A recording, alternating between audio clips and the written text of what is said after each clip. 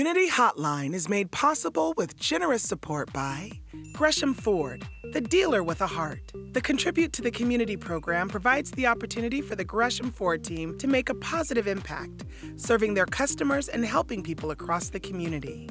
The Outlook, serving the residents of East Multnomah County for more than 100 years. The region's #1 source for information, The Outlook provides readers with intensely local coverage of the issues and people that impact our lives and community. The Mount Hood Cable Regulatory Commission, advocating on behalf of the public interest on communications policy issues at the local, state, and federal levels. And by Stamp Connection. MetroEast values the support of our partners in the community, and we'd like to give a very special thanks to the sponsors who help make our programming possible. Hi, I'm Monica Weitzel, the host of Community Hotline. Every week we talk with local nonprofits, schools, and government agencies working together to improve the quality of our lives. One group of people whose quality of life is not always good or consistent is foster kids. There can be a lot of issues surrounding kids placed in temporary guardianship. Tonight's first guest is the Kinship House. They are promoting National Foster Care Month and want you to know about the services they provide to foster kids and their families. And next, we'll talk with the founder of a group with the colorful name of Pink Sisters.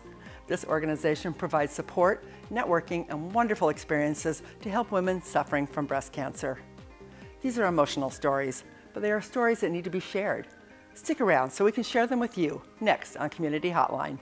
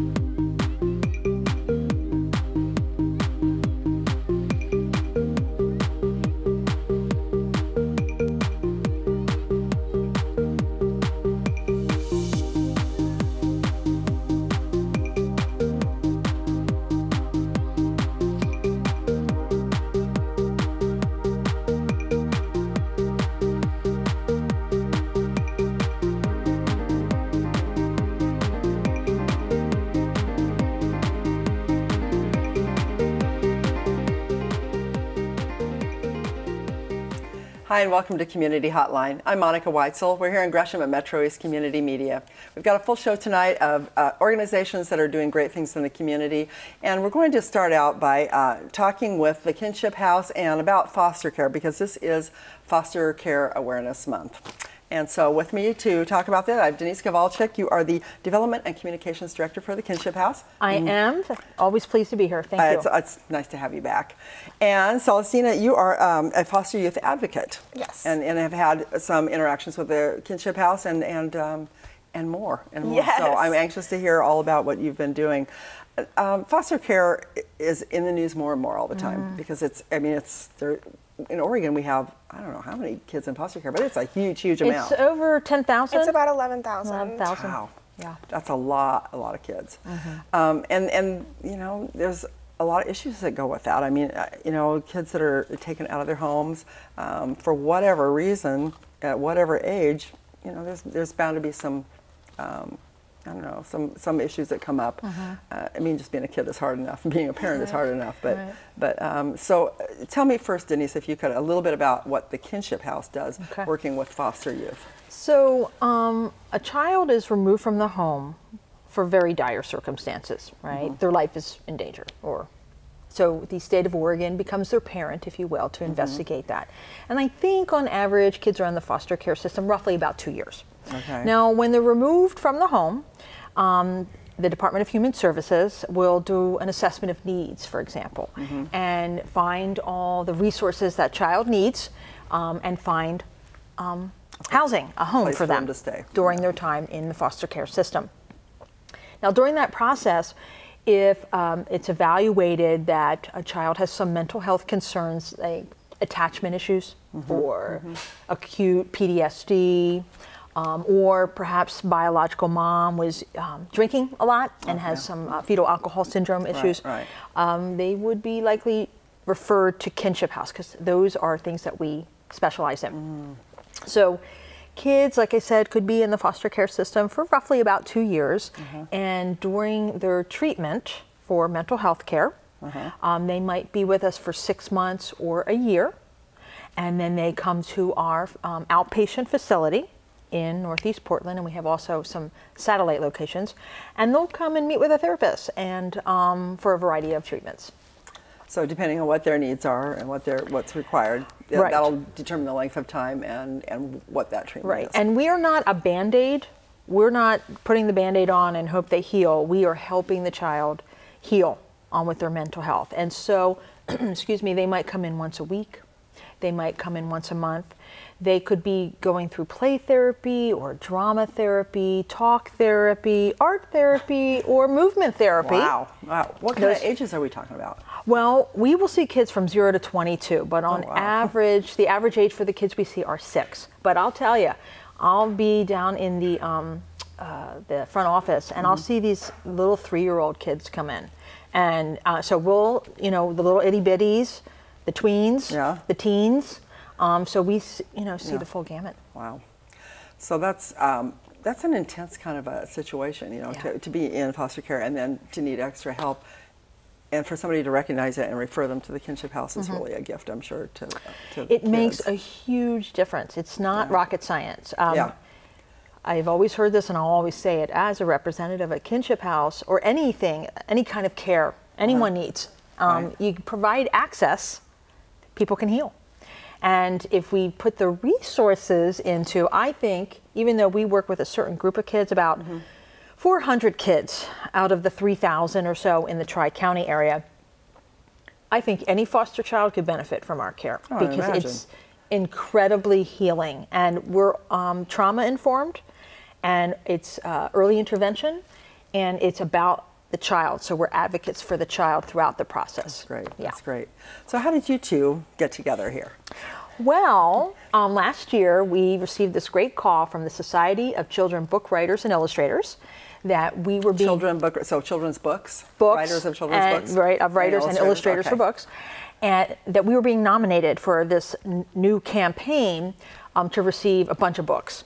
Nice. And as it turned out, they picked one organization on the East Coast and one on the West Coast. And this is a national thing. Yes. Oh, wow. It's huge. Oh, it's huge. Okay. Yeah. And Celestina's mom nominated us, and we were awarded 1,000 books. Oh, how wonderful. Yeah, it was pretty incredible. Wow. Signed is the big thing in that as well. Is that They were what? They were signed by the authors. They were signed? Oh. Yeah. Autographed, and many of the authors who live locally came to the event. So if they're signed books, do the kids use them or do you use them for fundraising? We do not use them for fundraising, no. They're directly to the kids. Because, I mean, really, if they're signed, some people might go, oh, well, we'll just auction this off. I could have put that on eBay. No. Actually, the whole premise for this donation, and we're still in the process of developing it, is have a lending library. So when children come for a session, they can say, oh, this is a fun book. Let me take it home and I'll bring it back next week. And then we're also giving, because we have some multiple copies, so we're giving the books so the kids can keep it, the books, which is really incredible. Being a book lover myself, that's something I would have loved as a kid. And for foster kids to have something to call their own is tremendous. And even something as simple as a book, it can be with the kid for their entire life because they don't have much. Because when you leave your home, when you're taken out of your home as a child, you probably don't get to take very much with you, do you? I didn't really think about that. Yeah. If a child can grab some pajamas and one comfort toy, they're lucky. Oh, wow. Yeah. Because sometimes kids are being taken from a home where there's the law is involved. There's been some sort of, something where mom and dad may end up in jail or something, or there may be a drug activity, or it could be the parents are mentally ill, or a sickness even, I suppose. I mean, I imagine there's a whole lot of reasons why that would happen, but yeah, how hard for the kid. That's like throwing, salt on the wounds. Yes, you have to leave and you don't get to take anything you love with you. And showing up at a stranger's house. And on average, kids will move like 4 times, some like a dozen times. And that's for a variety of reasons, okay? That could be, the foster family moves, okay? Or children who are dealing with high needs. They have some acute mental health or behavioral issues. are a little harder to place in foster homes. And so that's one of the things with us. We want it to be successful because the key is to avoid what is called disruption. We want a child staying in one home during their entire time in the foster care, and then after that time, either they're reunified with their biological parents, if that makes sense, or Auntie or Grandpa Joe will adopt the child, or there'll be a private adoption. But the more movement during that time, it is more detrimental to the healing and the health of the child. So we look at how to ascertain and care for the child's needs, and then to empower and support the foster family and the others who are part of the team, if you will, whether it's the DHS social worker or CASA, school counselors. Because there's a lot of people involved. Well, there's a lot of people involved in any kid's life. But if there are certain extra issues thrown in there, to have people that are educated and know how to deal with it would be huge. So what you are a foster youth advocate. Yes. What exactly does that mean, and what do you do as a foster youth advocate? I give a voice to the voiceless, and I give a face to the faceless. That's it summed up in a nutshell right there. I was a foster youth. Well, technically I still am. I'm part of that world. However, I was adopted.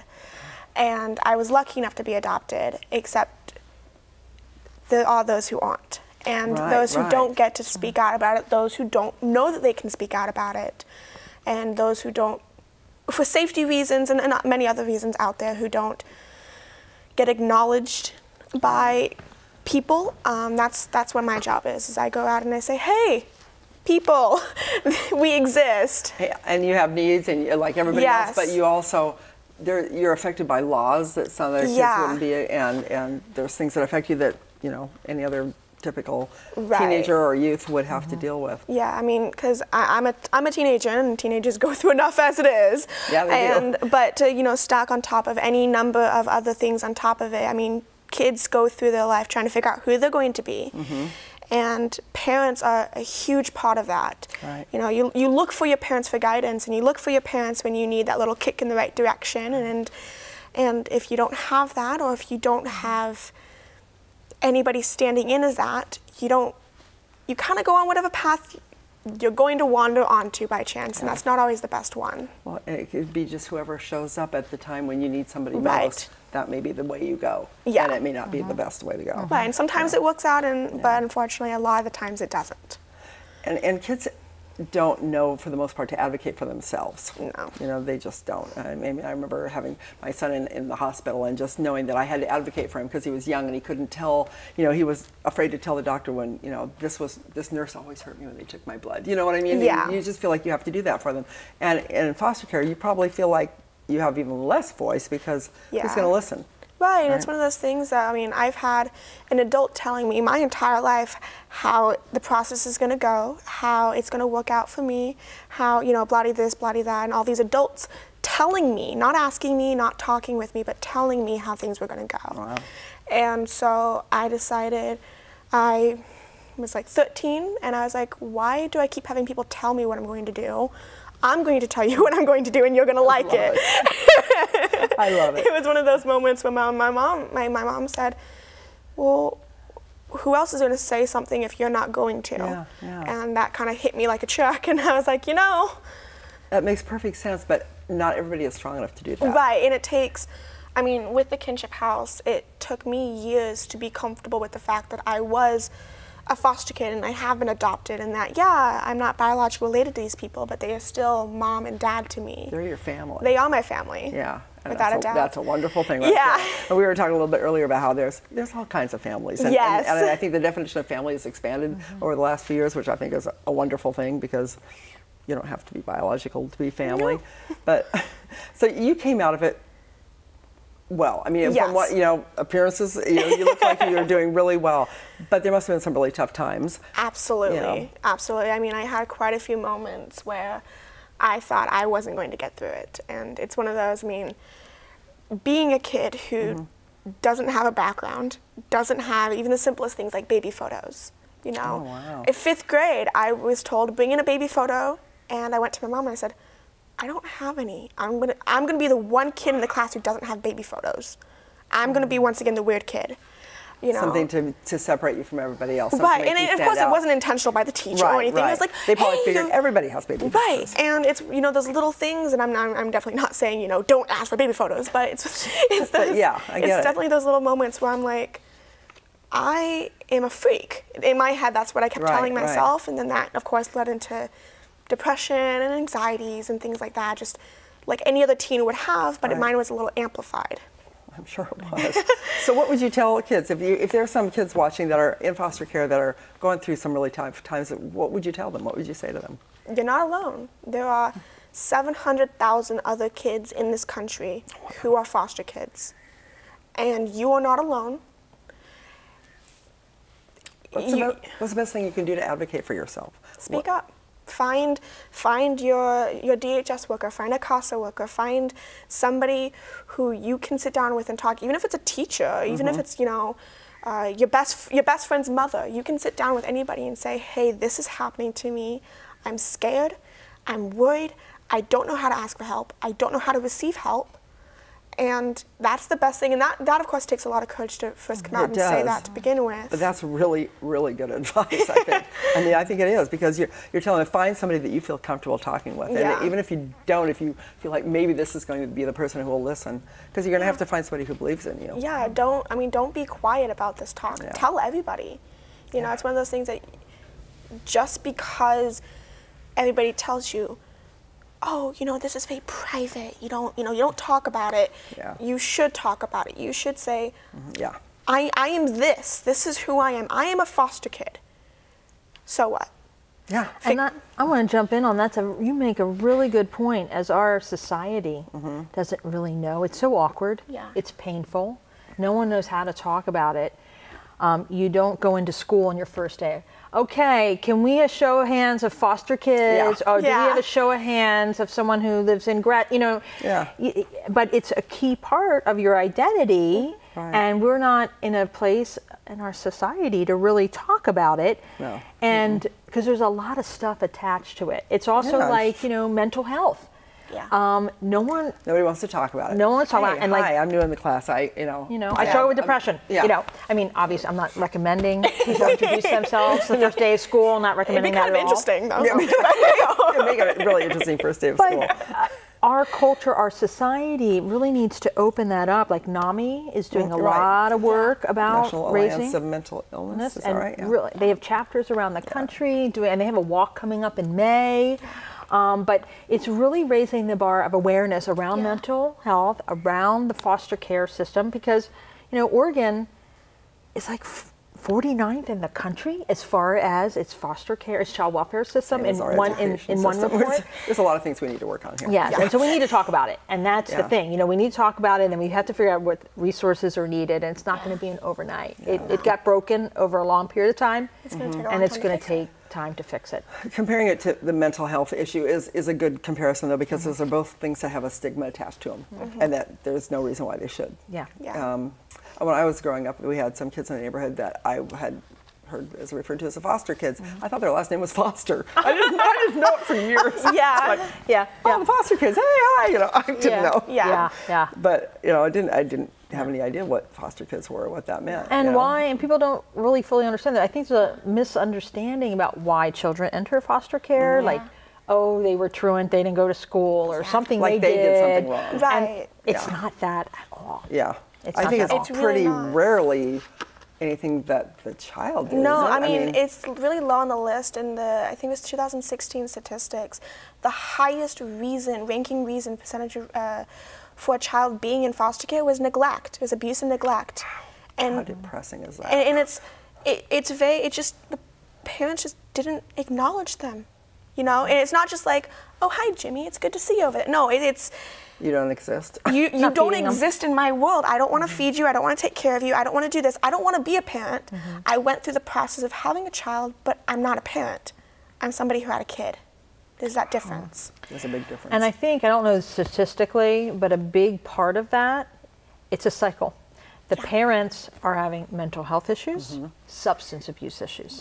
And so that's, you know, having those resources for caring for adults to, you know, so they can get treatment is a key thing too. So you talked about working with families, but you're talking about working with the foster families and with biological families? It depends on the circumstance. So Okay. if there's a reunification, is what it's called officially. Meaning the children are returning to the biological Okay. family. It's a long process, right? Because usually I think if they're in a recovery and addiction treatment, it's a year or two. Yeah. And you don't say, okay, you just graduated from your Here you treatment. go. Here are the kids. Good luck with that. Yeah. Because No, that's not going to work. Recipe for disaster and failure. Exactly. Yeah. So that whole transition, so we provide that kind of support as well. Because we want it to be successful, doesn't everyone? Yeah. And so to make sure that the children who are really angry and are still processing their stuff, and the mom who's feeling guilty and going through whatever, who knows, to help them go through that transitions process. Yeah. And I'm sure there's plenty of times when that's never going to happen. Yeah. Right. And sometimes, yes, parents say, you know what, I'm giving away the child, Yeah. surrendering my Yeah, parental rights or whatever it is. Yeah. Yeah. And sometimes that can take a long time. It Yeah. can be a back and forth. For my situation, it was back and forth for 4 years. Oh, wow. Between foster care, biological mother, biological father, and separate occasions. It was back and forth, back and forth, back and forth for 4 years. And That must have been really, really hard. And it was. I was, about 7 different foster homes. And I remember one. One had an impact on me. In a good way? In a good way, yes, in a good Okay. way. In a good way. Only one had an impact, but out of 7, I only remember one. It's kind of that, I stayed so little at some of them. It was like, it was a sleepover for me. It wasn't even like it wasn't even like a placement. And then it wasn't until they surrendered their parental rights, which was its own fight. You have the back and forth, and then you have you need to give up your rights so this child can be happy. And then that means putting that child first. Yes, and which is hard.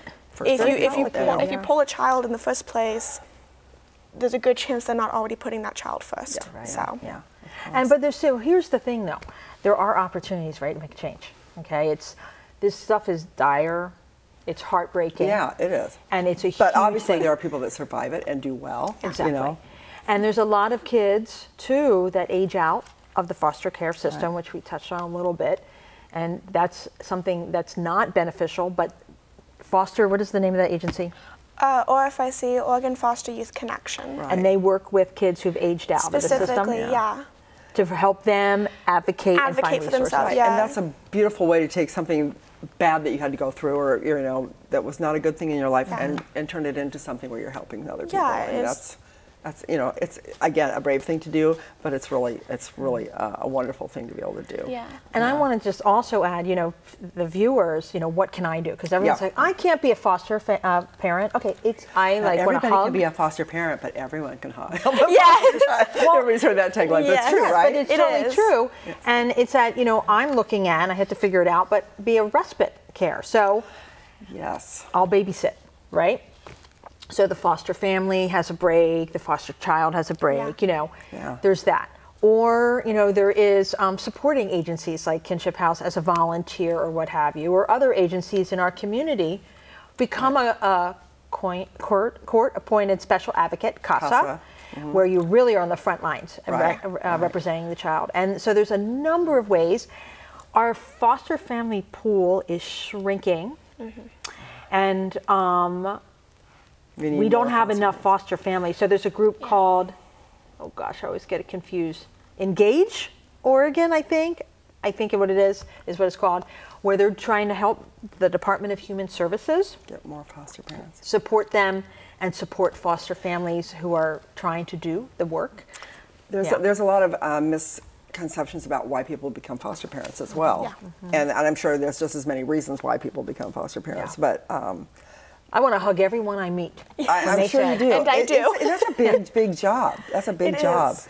They're not making millions. They're not taking the whole family. And if you're doing it for the money, you're Doing doing it it for the wrong wrong thing, because that's reasons. not worth it. Yeah. You need to want to do it with your heart. Yeah. I think. That's just my impression. Yeah. And then people do it for years. They serve children and caring for children, and it takes a big heart, and it makes a difference when you open your heart in your home. And unfortunately, in the media, you hear, not on Community Hotline, of course, but We focus on the good stuff. but in media, you hear bad things, right? Yeah. We're talking about the they one focus on family. all the one in a million things, you know. That Right, kind and of that stuff happens. Yeah, of and I'm not course. saying Yeah. to turn a blind eye to that, but there are, hundreds more families who are making a positive difference in a child's life. So we're just about out of time.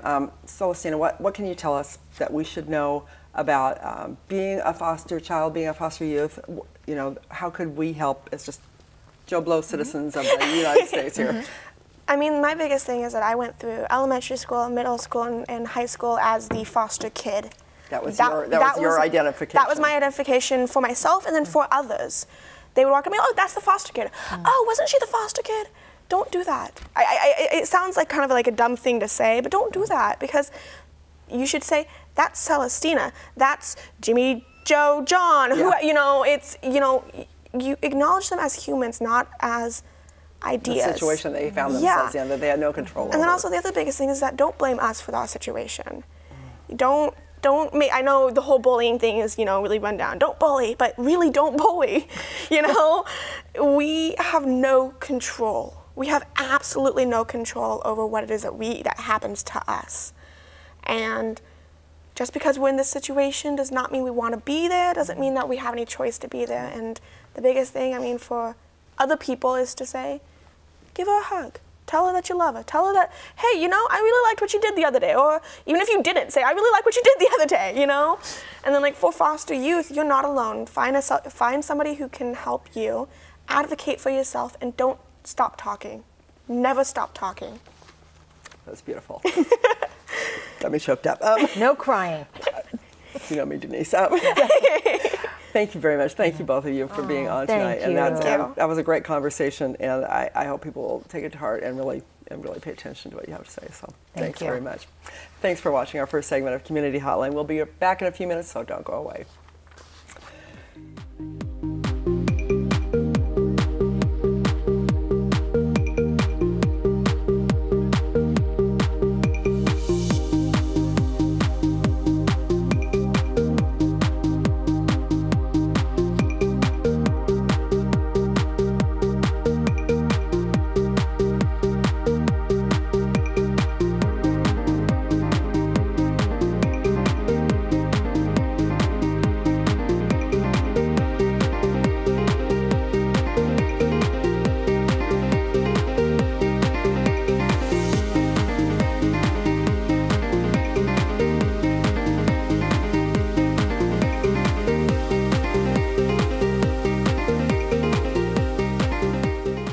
Hotline is made possible with generous support by Gresham Ford, the dealer with a heart.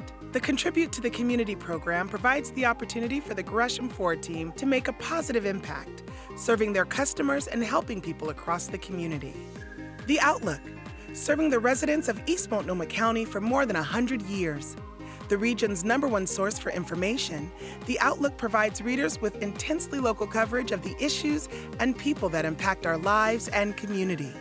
The Mount Hood Cable Regulatory Commission, advocating on behalf of the public interest on communications policy issues at the local, state, and federal levels. And by Stamp Connection. MetroEast values the support of our partners in the community, and we'd like to give a very special thanks to the sponsors who help make our programming possible.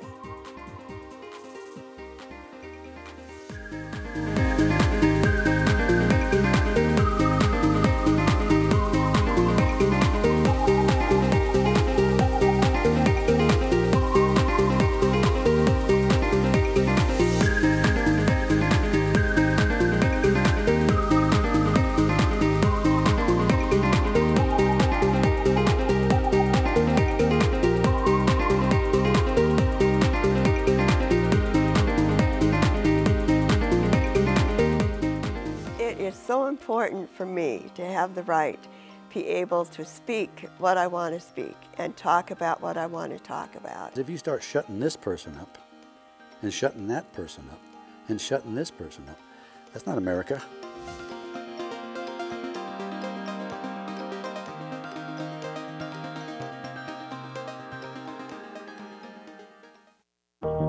MetroEast plays a vital role in strengthening community life by helping nonprofit organizations share their story.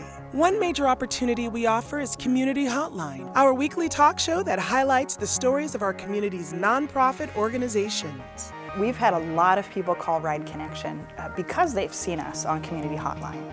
We can reach people that I've never thought about reaching out to. We can get that word out to a broad audience quickly. The list of causes and nonprofits that we support is really incredible. Do you know a nonprofit you'd like to see on Community Hotline? We'd love to have them on the show. Give us a call.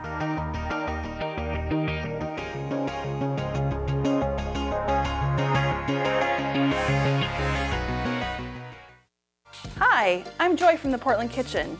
Community Hotline has been devoted to supporting the work of local nonprofits for over 20 years. With 40+ shows a year, featuring more than 100 nonprofit guests, MetroEast is the go-to place to find out about the great work of nonprofits like ours. Tune in every Wednesday at 7 to see the show.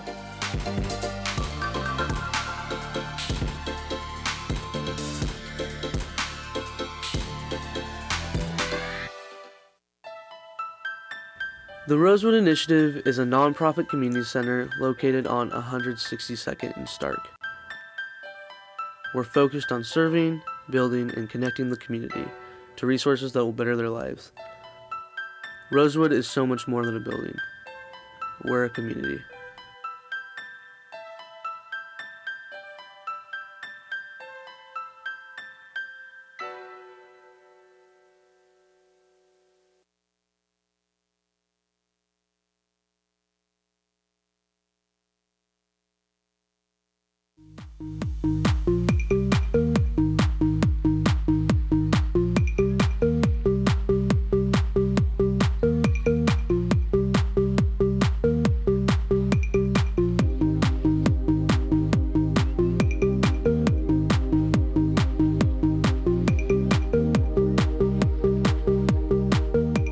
Hi, welcome back to Community Hotline. I'm Monica Weitzel, and we're here in Gresham at MetroEast Community Media. And now we're going to be talking with an organization called Pink Sisters. And with me is the director, Deb Hart. Thanks for being here, Deb. Thanks for inviting me. Yeah, you're welcome. So tell me a little bit about your organization. What's it all about, and what's your mission? Well, what we do is about 70 women a year come to our retreat house. And it's just down here at Big Eddy Marina. On the Columbia in Gorge. Fairview, right at the entrance to the Columbia River Gorge on the Columbia River. Beautiful, and area. We have a big home there, and what we do is for free, women who've had breast cancer get to come. We have about 9 retreats a year, and we work on their self-esteem. We don't have a workshop, but we offer paddleboarding, kayaking, yoga. Wow. So your goal is for women who have gone through or are going through? Could either way. Yeah. Going through breast cancer treatment or have come through the other side. So the retreats, they're not big workshop-filled weekends. They're really a retreat. They are. I mean, there's a lot of retreats that really are retreats. Yes. You know, where they're working, you have to work. I mean, if you have a work retreat, you're working. Yeah. So what? How did you start doing this? How did you become involved with this? Well, I'm a breast cancer survivor, and in 2006 I lost my son Casey, and then 5 months later I was diagnosed with breast cancer. Not a good time. Not a good time. A very, very, very horrible time. Yeah. I call it the year from hell. Yeah, I'm sure. And I stayed bitter and angry and real upset and pretty much taken over by grief for about 3.5, 4 years. Then I had an opportunity with a company out of California called Project Grace to go on a healing voyage, and it was in Greece. Oh, nice. So I jumped on a catamaran in Athens, Greece, and I was with 9 other moms who'd lost a child. And we just had a language of our own, and I came back so validated for all the feelings of all the things that I've gone through with the loss of Casey. And with breast cancer, I just needed to focus on helping other people. And what a better way. I've gone through both, but really there are a lot more women who've gone through breast cancer and not many women who've had to go through the loss of a child. Although I have done some moms who get at retreats. When we were up in Central Oregon, up at Pine Hollow Reservoir, up above the Dalles, we had a house up there for 4 years. So, Nice. So the retreat. So tell me what this does for you personally, because I know going through the loss of a child is the most horrible thing a parent could ever imagine. I do know that. Having breast cancer on top of it, you said you were angry, and how do you heal from something like that when you've got all that grief and anger in you? I mean, I think that would be very difficult to even to survive that, you know? I mean, I think it would be really difficult. You did. did. So is part of what you're doing is giving back, since you survived it and you found a way to kind of, I don't know if make peace is the right word, but to kind of, you know, accept what has happened and move forward with your life. Is that your way of kind of giving back, is to help other women see that there's, you know, there's hope, there's life, and to live it? There is hope, and there is lots of hope, especially on the Columbia River. It's so healing, it's so soothing, it's so comforting. This year we've actually added glamping, so we will be going over to the island for some glamping trips. The Pink Phoenix group will be coming. Fighting Pretty will be doing a glamping retreat over at the island. We do couples retreats about once a year. We also involve the guys who are totally left out in the breast cancer world. And probably don't have a clue as what to do to help. Yeah. I mean, a lot of times they try to do the best they can, but you know, it's all about the woman who's going through, you know, her surgery, her treatment, and the guys pretty much get left out. And they're hurting too. And they are hurting too, and they're scared. They're very scared. Yeah. It's good to acknowledge that and to deal with that, I'm sure. This year we'll actually have a young survivor retreat also. These moms are involving their families. So their children, little tiny children, and their husband, and we're doing a camp out with them also. Great. Yeah. So tell me some of the things. You mentioned kayaking, and you said, I don't remember what else Paddleboarding. Paddleboarding. We also, one of our friends in the Morridge, his name is Lewis Hamilton, and Lewis offers up his 1962 all wooden boat. It's a huge boat. That's a classic, huh? It is. Yeah. And it comes right over to our home there on the Columbia River at the retreat house and picks up our girls, and he takes them on a little cruise. We call it the Sunset Cruise, and we have cheese and some crackers, and again we watch that sunset go down, and there's also, I'm sure, healing that goes on with that too. Yeah. We have a couple of jewelry makers who come and donate and volunteer to make jewelry with our girls, and that gives them an opportunity to take a sentimental piece home with them. That they remember the retreats. Yeah. We do a craft every year. Last year we did a wreath, and we had flip-flops on that wreath, and each girl decorated their own flip-flop, and we created the wreath by the flip-flops, wired them on. And this year we're doing a quilt. We have one of our board members who, her mother is quite the quilter, and so we are going to cut blocks, and many women will say, oh, no, I don't sew. Well, maybe you craft, or maybe you just write a word with fabric paint on the quilt block, and then we'll be able to raffle that off as one of our fundraising type pieces. I was wondering what would happen if somebody said, I want to come to your retreat, but really I don't want to do all that stuff. And they don't have to, but almost always women will say, oh, no, I don't sew. I don't paddleboard, I don't whatever. No, they come as, no, Deb, my implants, I'm afraid, I don't want to jump in the water, what if I hurt myself? And then they see all these other women paddleboarding. Paddleboarding can mean just sitting on the paddleboard. It doesn't mean doing yoga moves on the paddleboard. Good deal. Yeah, you can take it to whatever level you want. Yes, and they start as low as you go want. home as, yes, I did it. yes, I'm empowered. Feel very good about it, I'm sure. And they do feel really good.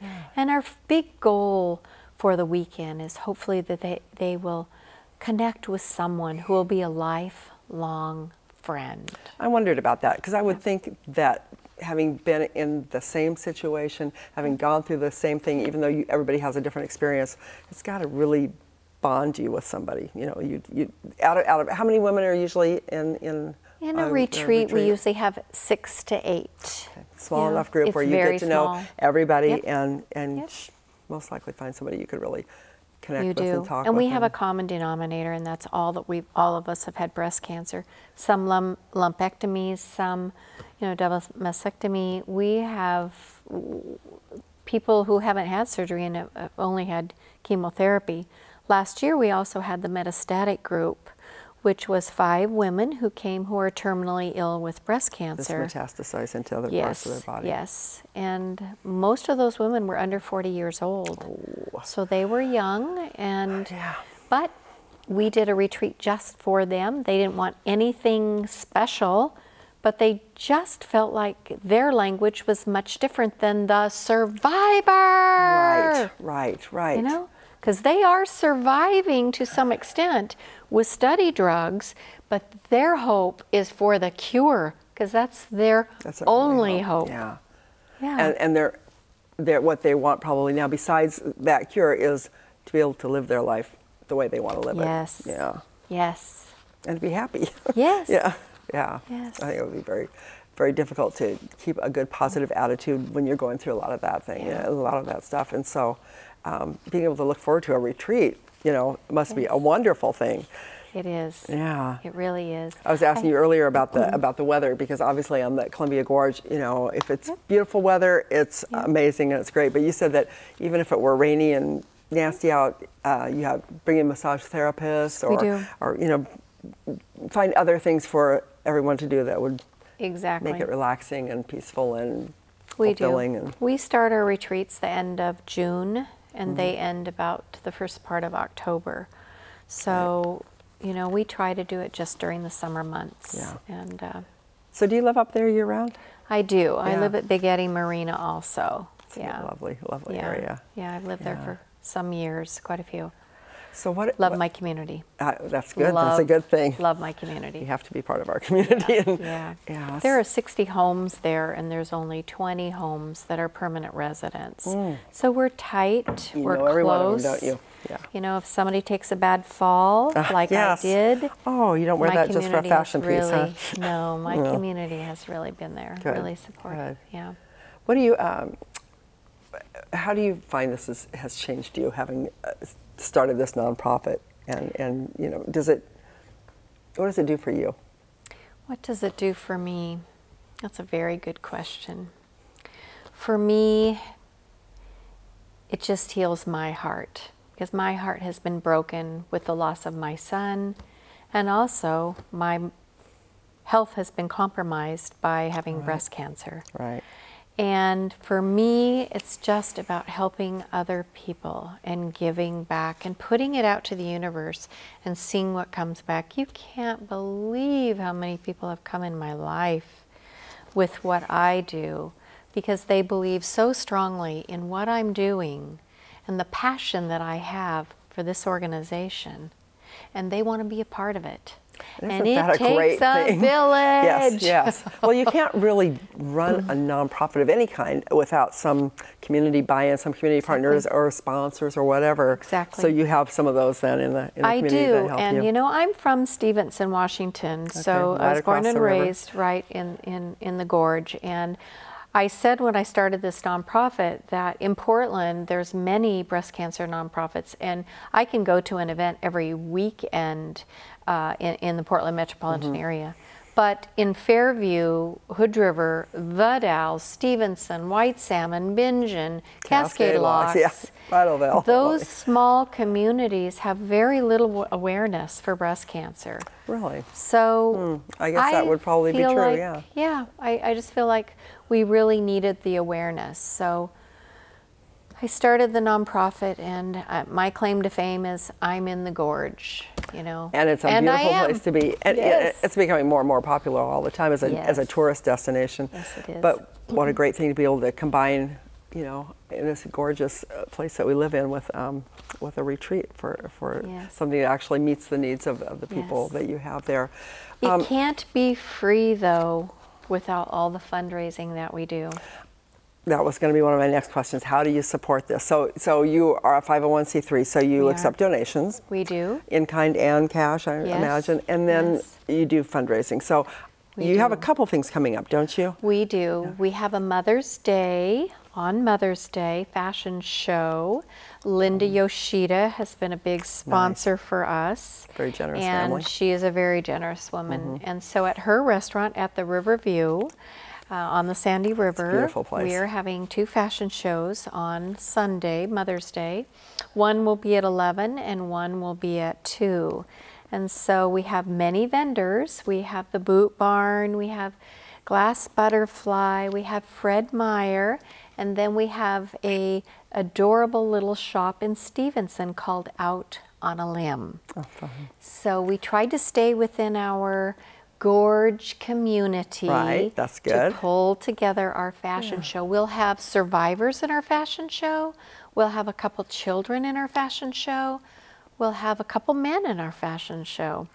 So it's for the whole family. It is for the whole family. So that will be at the Riverview Restaurant on Mother's Day. And what times did you say that? One at 11 will be a fashion show, and then we'll have one at 2. Great. And if you're interested, make reservations now. So can you make reservations and go have your meal there and then and watch the fashion show? Yes. Oh, fun. That sounds great. That sounds great. And then you said there was another one. Is that right? We have another event coming up, and it's in Cascade Locks. We wanted to support Cascade Locks because of their fires last year. Right. So we moved it down by the Sternwheeler dock at the pavilion. Okay. And we will expect about 200 guests. Remedy, the band Remedy here in town. Yeah, very popular. They're playing, and what is the event? What is it's called Pink in the Gorge. Okay.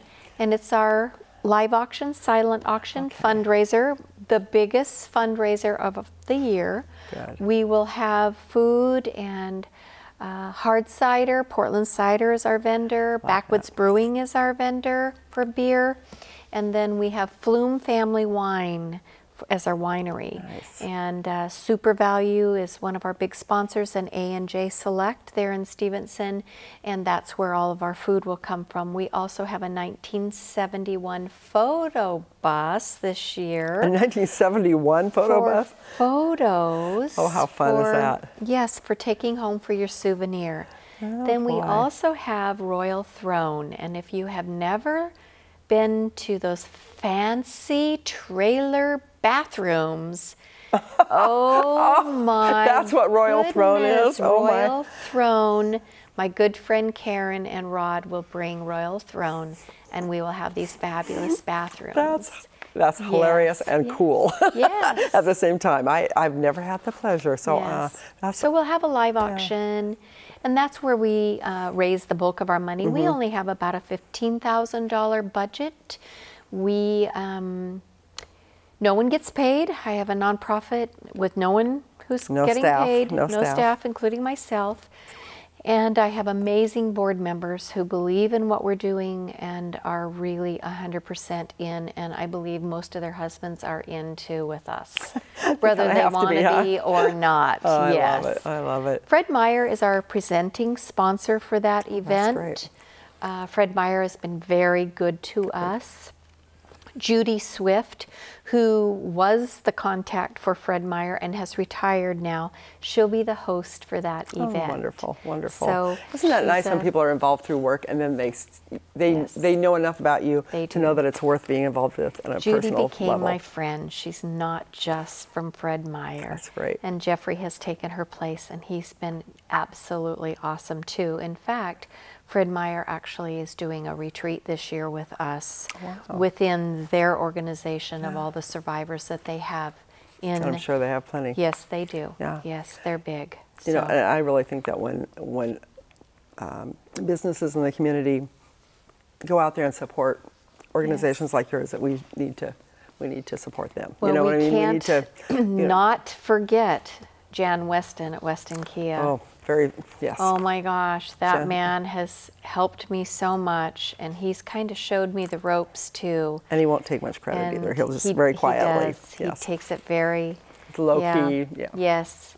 When I send him a email, he gets right back to me. I say, Jan, all I need is 5 minutes of your time. I just need to run something by you in the waiting room. And he says what time and what day, and and I only take 5 minutes of his time because I know how busy he is. Right. But he loves our organization and has been a part of it. In fact, for him and Fred Meyer as our big sponsors, we actually gave them thank you plaques and gave them to them last week. And so now they have them in their waiting rooms at Fred Meyer and also Weston Kia. Can't do it without supporters like that, so that's wonderful. That's good to hear. We have a lot of other ones too. We will have the biggest silent auction from donors this year than we have ever had. So if you're looking for a good deal on something that you may not be able to find anywhere else, check out this silent auction, because you do end up getting some really good deals usually. And even if you didn't, you feel like, okay, I did something good because you supported a good organization. For our live auction, we have amazing, just not so much items like a hotel stay. We do have some of those too. But I have friends in my mortgage who have airplanes, who have boats, who are taking us on excursions, who are fishing guides. Yeah, those are popular. Those are experiences. Those are memories. They are. They're building memories. Yeah, those are great. Yeah. We're just about out of time. So tell me, what else do we need to know about Pink Sisters and what, for the month of October, it's Breast Cancer Awareness Month, and I would love to have the opportunity to come back and share with you, and maybe bring a couple of my survivors who've been to the retreats this past year. That would be great. And they can share their story, and I would just really love that opportunity. You've got it. No problem. We can do that. Thank you so much, Deb, for being on here, and thanks for all the work that you do, unpaid and with passion from your heart. So it means a lot to the women. I'm sure that you're doing this, and just keep it up. Thank you. You bet. Thanks so much for watching Community Hotline. You've heard about two organizations that are doing really amazing things, and with people behind it that really care and are making a difference in the world. So support them, and we'll see you back here next week on Community Hotline.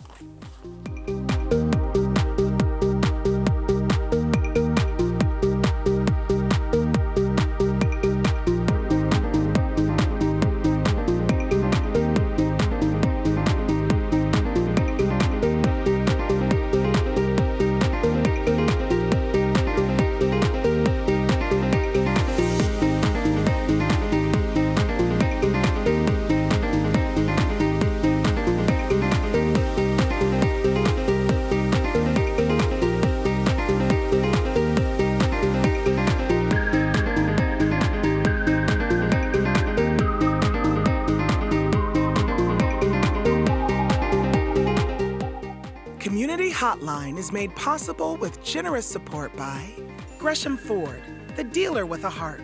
The Contribute to the Community program provides the opportunity for the Gresham Ford team to make a positive impact, serving their customers and helping people across the community. The Outlook, serving the residents of East Multnomah County for more than 100 years. The region's #1 source for information, The Outlook provides readers with intensely local coverage of the issues and people that impact our lives and community. The Mount Hood Cable Regulatory Commission, advocating on behalf of the public interest on communications policy issues at the local, state, and federal levels. And by Stamp Connection. MetroEast values the support of our partners in the community, and we'd like to give a very special thanks to the sponsors who help make our programming possible.